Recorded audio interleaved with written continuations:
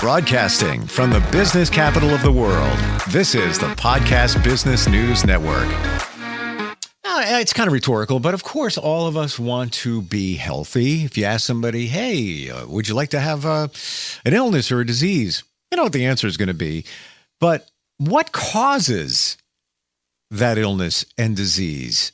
We're going to surprise you today. There are a lot of things you might not be aware of that could make you sick, compromise your health, things that we don't connect. She's made the connection. She's the owner of Morse Wellness, and she helps people all the time improve their health, their nutrition, and so much more. And she's back with us. Terry Morse is here. Hi, Terry. Steve, hi. It's really great to be with you. I really love doing this with you. Same here. I learned so much. I am much more wiser after talking with you, and I share that with everybody. I look like I know what I'm talking about after I talk with you. I love it. I'm not kidding. I a lot of times it comes up in conversation, and then I'll report back. Okay, I'm going to be honest with you and tell you. Last night I was at a restaurant with a friend, coworker. We're at the bar. We're having a beer, and the girl behind the bar was having steak and rice. And she said, yeah, they don't really serve it here. It's my own concoction because I just want high protein, want to be healthy. I said, well, did you know having a starch with meat, i.e. steak, can cause that meat to potentially rot in your stomach? And she's like, no, I didn't know that. I learned that from you, Terry. I know. It's pretty clear language. It sounds awful, but that's what happens. It is what it is. And by the way, since that conversation, that podcast we had a few weeks ago, I never have a starch with my steak. We've been groomed to think that meat and potatoes, yeah, but not the best idea when you think of what's going on in your stomach. And why would you want to have rotting meat sitting in your stomach for, a day, couple of days, whatever it might be? So that gets us to the cause of disease. Where do we start with all of that, Terry? Well, actually, I'd like to start with an analogy. This is a rather serious topic, and I'm very serious about it because people, and myself included, before I knew, when I was in my early 20s, I didn't know because no one will teach you, but I didn't know why something happened when I got sick. So I'm going to just really lay it out very clearly in this half an hour. It's not hard to understand, but I'm going to go through an analogy of the body as a machine, like you have a car, a vehicle, and you want to know what's wrong with it. Why did it break down? And you're not going to take it to somebody who won't tell you why it's broken down before they fix it. You're going to want to find out what's wrong first. But then we're going to go through three different stages of understanding of how this happens and what. And then next 2 weeks from now, we'll talk about how to remedy all that. So the analogy, the premise is that I'm basing this on is true, is that the body is a machine, and it has systems like the circulatory system, the lymph system, digestive, immune, and nervous system, and a lot of other systems, and that's how it works. So if something goes wrong, you wouldn't think of just going and grabbing something to fix it yourself. I mean, you might if you had some knowledge, but you're going to take it to somebody who's going to say, this is what's wrong. Well, we think that we get that information from the medical profession, but we've made this discussion, this point before, that in the early 1900s, the 1930s, all the real doctors were shut down, and the powers that be decided to give a lot of money to set up schools that are now called medical schools, and they really don't teach the truth. So we'll just leave that the way it is. So you can't really rely on that system. Is that a little bit too far out to say? I'm right there with you, and I'd like to add there are many great medical professionals out there, but I do believe that we've been groomed, or maybe we grew up that way, to put them on a pedestal. Doesn't mean that they always have the answer, right? That's absolutely true, and I have a lot of good friends that are doctors, just like you can have a good friend who's an attorney, right? Sure.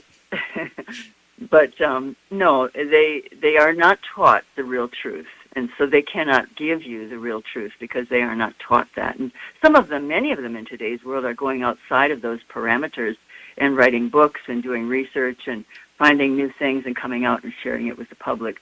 So that's a really, really good thing. But the stage one that I want to go into is that what happens like a vehicle. It can be degraded due to misuse, because you can misuse your vehicle, and you can get a breakdown due to that. It can be degraded because of trauma, such as an accident, emotional. I'm not talking about your car, but your body can be degraded if it has an accident or emotional or mental trauma. And then there are two or three other things, too. You can have poor maintenance of your vehicle, and that would be the nutritional component, and then the toxicities that come in and degrade it. So there are many reasons why your physical vehicle can be degraded. And a lot of times we think that that physical vehicle is ourselves, but we know it really isn't. We are the consciousness that, resides within this vehicle. So we have to take care of this vehicle. So that is stage one. That's setting the stage for what actually happens. Can I jump in? Yeah, I just had one thought when you mentioned trauma. It can also equate to a vehicle, because you could be driving down the road, hit a major pothole, and that could be trauma to your suspension system, your drive system, and that could cause other things to take place in the vehicle down the road. Does that make sense? Oh, that's totally true. That happened to a friend of mine just the other day. She swerved and ran over a ladder that was in the highway. Wow. Yep. Oh, man. But that's a trauma, just like to our body. And if our body could suffer a trauma and subsequently at some point after have an illness or disease come from that trauma. Well, that is true, totally, and that's what I meant. I do see a lot of clients, and when I do my initial interview with people, I always dig and try to find out where there might have been previous traumas, because even like an emotional trauma is known to precede any cancer diagnosis, and mental traumas can be just as severe. I've got somebody with a severe digestive issue, but it's because of that kind of trauma that took place years ago. And one of them was a physical trauma, an accident where the gut was actually hit, but nobody thought there was anything wrong with that. It was maybe just a bruise. But now there's a lot of other problems with the gut itself. Wow. You know what I find very impactful is that you said it could be years later. Yeah. Wow. That's, I'm not totally surprised, but I am in some regards, even in the emotional trauma especially. Yeah. Wow. Very, very especially, because most of us feel like we want to be competent and not fall over and collapse. And so when we have emotional trauma, we bury it.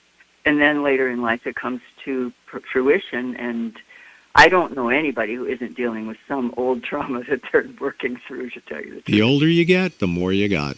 You got that right. Yep. Okay, can I go into stage two? Please do. Okay, stage one is finished. That's the vehicle and how it breaks down. Now, stage two, this is a little more specific about the breakdown process. So we know what things can cause breakdown now. We covered that: poor nutrition, poor maintenance, toxicities, trauma, and misuse. But so then what happens in the physical body? This is very instructive. The systems break down slowly or suddenly when there's a big trauma, and then you have a collapse of the system. But as we've been talking about, sometimes it's very slow. And so let's just put it this way. In Chinese medicine, for 5,000 years, they've really been on top of it. And digestion, the stomach, is the beginning of all disease, is what they say. And they're absolutely correct about that, because when we eat, and you just alluded to that earlier in our conversation, there may be leftover food that's rotting in the stomach, or then the small intestine, or in the case of starches, it would ferment. Protein would rot, and starches would ferment, and then people get gas and bloating, and they wonder why they have gas and bloating. Well, even though it may be because of what they ate or the combinations in which they ate them, there may have to be a lot more extended therapy over time instead of just shifting your digestive or eating patterns to correct that if it's been so long term. So that's one thing that breaks down. Should I stop or can I go on? No, please do. Very, very clear. Very clear. Okay. As long as it's clear, you stop me anytime. Oh, you know what? That's what I love about you. It is clear, and unfortunately, it is clear, and that pretty scary when you think about all this stuff. Yeah, it's something that we have to take responsibility for. If we Sure. want good health, it takes responsibility and work. So the second thing, and I've got about 6 or 7 of these, there's a lack of nutrition. Now, people often take nutritional products and think that they're getting sufficient, but because of the, over time, extensive breakdown of our soils and our air and therefore our food, we get very little nutrition out of our food, and many nutritional supplements are lacking. Let's just put it this way. When I work with people, sometimes they'll bring in a whole box of supplements, and I will test each one to identify on a scale of 1 to 10 how valuable that substance is for that person. But yesterday somebody brought something in, and it was a 1 on a scale of 1 to 10. Well, obviously that one was not going to fit in her program. So we threw that one away, and it looked like it was a good supplement, but the oil that was in it, there was olive oil in it, it was degraded, and so it was, not a degraded oil is the worst thing you can do for your body, so you have to throw that away. So we can test for that. Question? I want to ask, in regard to that, the supplements that we take, thinking that maybe we're doing some justice to our bodies, adding things that might be missing. Are you saying that for the most part, it's probably not getting the job done? Well, it depends on who the person is and how they make their choices. The particular person I was working with yesterday had very good choices. Virtually everything she had in her box except for 2 bottles was on a scale of 1 to 10. It was a 9 or a 10. So, and some people would have mostly 1s and 2s because they don't know any better. They might buy things just from Walmart with the right label, and they're thinking they're getting something really good, but it might be severely degraded. And sometimes you can buy things and they don't have anything of the substance that the label says they have in them. So it's really important to know what brand you should purchase. Wow. Or have somebody check them for you. Well, there's an eye-opener. You buy something, you just assume it's good. Yeah, you assume what's on the label is in the bottle, but that's not always true. Unbelievable. All right, well, thanks for sharing that one, because that's a big one. And so therefore, with the lack of nutrition, what happens then, I'm just trying to elucidate what occurs when you have this lack, is that heavy metals come into the body, because the body is electric, and you can't have any electrical event occurring in the body without minerals. And so if you don't have sufficient minerals, then the body will literally magnetize to itself heavy metals from the air or from anything. It will be receptive to them. And those are very, very harmful. A person could look online and find the problems with lead or cadmium or aluminum or whatever. I don't have time for that today. But those things are severely problematic. But they will come in if there's not enough good minerals. So people say, oh, I take a multi. I don't think so. That is not going to make it. A multi never covers the turf. And so you have to have 3 or 4 different sources of good minerals if you really want to get there. Because remember, ever since more than 100 years ago, we have depleted our soils, so there's almost nothing left in it. Plus, we sterilize them with heavy metals and chemicals. So does that cover that one adequately for you? Yeah, and that's an eye-opener, too. Before we move on from that point, taking a multi, is it really beneficial at all? I take one every day. I think I'm getting at least some of the vitamins I should. I think maybe you told me that minerals are more important than vitamins if you want to look at both of them. But what are your thoughts on all of that? Yes, that is true. Minerals are more important. It's for the reason that I've just stated, that you cannot have electrical reactions in the body without them. And then if you don't have them, then you'll get the heavy metals. So, yes, a multi is a good thing as long as it's a high-quality multi, and it's a start. And then you can add more minerals in. You don't have to add a lot more vitamins necessarily, but you have to add a lot more minerals. Okay? Gotcha. Okay. Okay, having said those things then, what occurs when there is a lack of nutrition and heavy metals possibly, well, everybody's got heavy metals. It's not a possibility. Everybody does. It's just how much do you have. And so then you get slow elimination. So some people say, oh, I'm regular. What does that mean? 1 a day. Oh, 1 every other day. Oh, 1 every third day. No, If anybody's ever had a baby, they go to the bathroom 3 to 4 times a day. So every time you put something in your mouth, you should be eliminating from the other end. Now, that's something most people can't wrap their heads around because we have a very fast lifestyle, and the body will not relax enough to let go of things from the bowel, from the large bowel, if we're moving too fast. So I understand that it's a conundrum. It's a catch-22 for many people because the way our lifestyle is, how do you slow down? So personally, I mean, I have had to really, really work to think about what I can eliminate from my life so that I can have a 10 or 15-minute break and just lie down. Lying down is better than sitting. Lying down restructures your whole body's energy. And then sometimes the body will follow what you want it to do. Okay? Wow. There's an eye-opener. And thank you for the thoughts on elimination, because I think a lot of people, if it happens more than once a day, maybe 3, if that, immediately they think something's up, something's wrong. What did I eat? It's a good thing. It's a very good thing. Wow. And, you know, I have a client right now with a 2-year-old, and that child does not even eliminate once every day.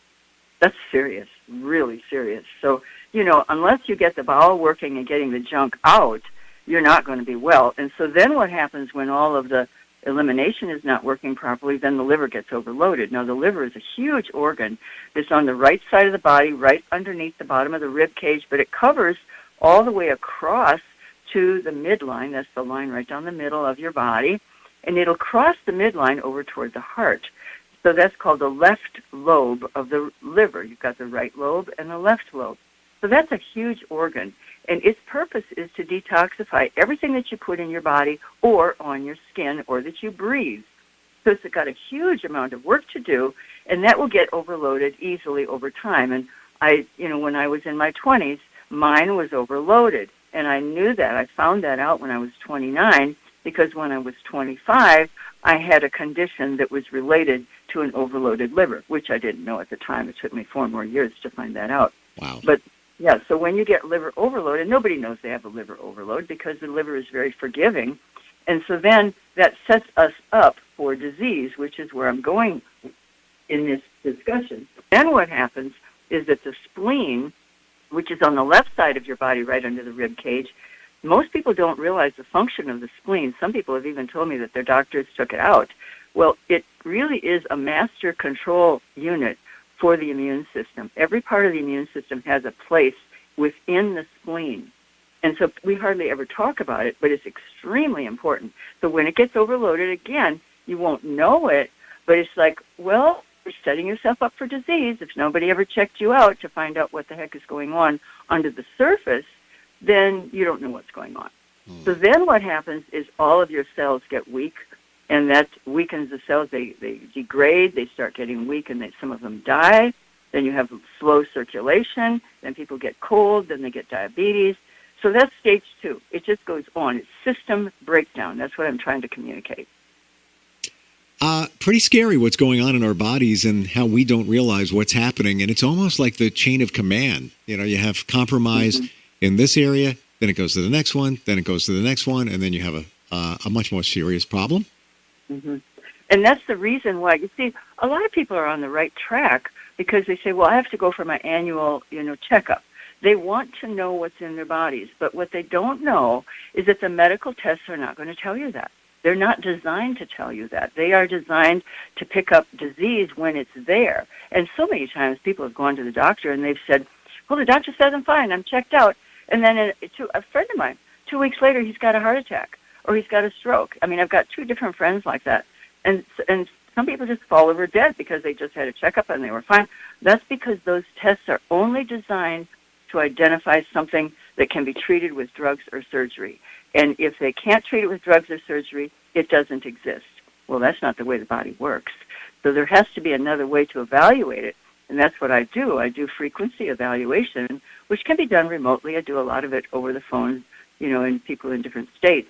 And so it identifies through frequencies that are sent to that individual through the phone what system is out of balance and how far it's out of balance. And there are numerical identifiers. And so all of this can be laid out with thousands of pieces of data that you can't even ever access through the medical profession. So that can be done. All of that can be identified so people are not in the dark. Nobody wants to be in the dark. It's just that they usually are, you know. Well, we're not, thanks to you, as we talk here. And you're right. Even more so when it comes to people going to the doctor, evaluations, tests, and things like that. The insurance companies aren't paying for it. It's not going to. You're not going to get any deeper than. You're not going to go further than a certain point. Mm-hmm. Yep. Very sad. So stage 3. So we can cover this in today's talk. Sure. Stage 3 is what happens when all of these systems are weakened. You see, there's lack of minerals, there's fermentation or rotting, there's waste that's not removed, the cells are weak, and inside every cell, there's at least one, and sometimes thousands, of things, little tiny, tiny organs are called organelles, and it's called a mitochondria. A lot of people know that word, mitochondria, and those are the energy production machines, basically, of the body. You have no energy if your mitochondria are not working. You will die if they're not working. And so they produce chemical energy, and that's got a word for it. It's ATP, adenosine triphosphate. And so nobody has to remember that, just ATP. But that is made by your cells, by these little organelles inside every single cell. And so if you want energy and if you want to be well, you have to have them functioning. So what happens if they're not functioning and all these other things are going on? So stage 3, organisms invade the body. Well, what does that mean? That means parasites, bacteria, mold, fungus, yeast. Those things are present everywhere. They are in the air. You breathe them in. It's not where do they come from? How did I get infected? No. It's about your body was set up for becoming invaded because your defenses were weak. You know, we think of a castle with defenses around it. If they were broken down, an army could come in. And so this is what happens. These organisms, it's like when a tree falls in the woods, okay? And it falls, and then something starts working on it to decay it, to break it down, to put it into the components that is good for the soil. So these are bacteria, fungi, and all types of things that break that down. So our bodies are very similar. If it's in a weakened state, these organisms are going to come in and say, well, this body's ready to die. Let's start breaking it down. You know, I mean, it's not a mental process, obviously, but they will start breaking the body down, leading toward death. And so this is how it occurs. This is what disease is. And people say, oh, I've got a tumor, or, oh, I've got diabetes. Don't look at treating the diabetes and the tumor. Look at treating what on earth you did to set yourself up for that, because we've said this before, the body is a self-healing mechanism, and it will heal itself. It's not like a car that can't heal itself. The body has mechanisms to heal itself, and one of them, you're going to laugh at this, Steve, one of them is to create something that we call a virus. Well, guess what? Viruses have never been isolated. They don't exist. What is it then? People always talk about viral infections in today's world especially. It's your body saying, I'm tired of this. I'm going to break this down. I'm going to throw this off. So it just starts arbitrarily just throwing off everything it can. Person gets a fever. You know, they get sick. They get vomiting. They get diarrhea or whatever. That's your body's self-healing mechanism trying to get well. And so this is how it happens. And then that's it. Those are viruses. Isn't that interesting? Well, so the virus, your body, it's really your body thinking that it needs to do something to fight something off. That's what exactly. It's... Wow. Exactly. But when I test people with this frequency system, I mean, I will find various levels of mold and fungus and yeast and bacteria, and there will be labeled things called viruses. But, you know, that's a little bit of an old way to state it. And a lot of people are unwilling to come out up front and say that viruses don't exist because there's not, there's conclusive evidence, but there's no agreement. So there's so many people that disagree about that, but I'm just stating it because I know that to be true. And so then the organisms come in, they invade your body, and they create a tumor, they break down the cells, or they give you a disease of one sort or another. And there are 45,000 different labels for disease, and then you say, well, let's treat this disease. I don't think so. You work with the body, and you build it up so that the body can throw these things off by itself, and it does. I've seen people recover from death's door, and they can recover and do very well if they work with the body instead of throwing in chemicals that are working against the body's systems. So that's kind of my lecture for today. I love it. Very easy to understand, very relatable in connecting it with a car. But even if you didn't, it's very clear that we have recourse. We have choices. We have to listen to our body. And next time, what to do. That's what we're going to tackle, all right? Yep, overcoming disease is next time. And after that, then we're going to get into weight control. And the last one will be on fasting. These are going to be 3 really good ones. I have been wondering about fasting for the longest time. I really have. Yep, we'll do it. The right way to do it, the wrong way to do it. Looking forward to it. How do we find you, Terry? Best way? Yes. My website is my last name, Morse, like Morse code, MORSE, wellness, morsewellness.org. .com will work if you forget, but .org is what it really is. And there's a contact form on there, and that's the best way because, anyway, the contact form is the best way to reach me. Love it. Be kind to your car, i.e. your body. Thank you. Love talking with you, Terry, and look forward next time we get together. Thank you, Steve. Thank you. We'll be right back.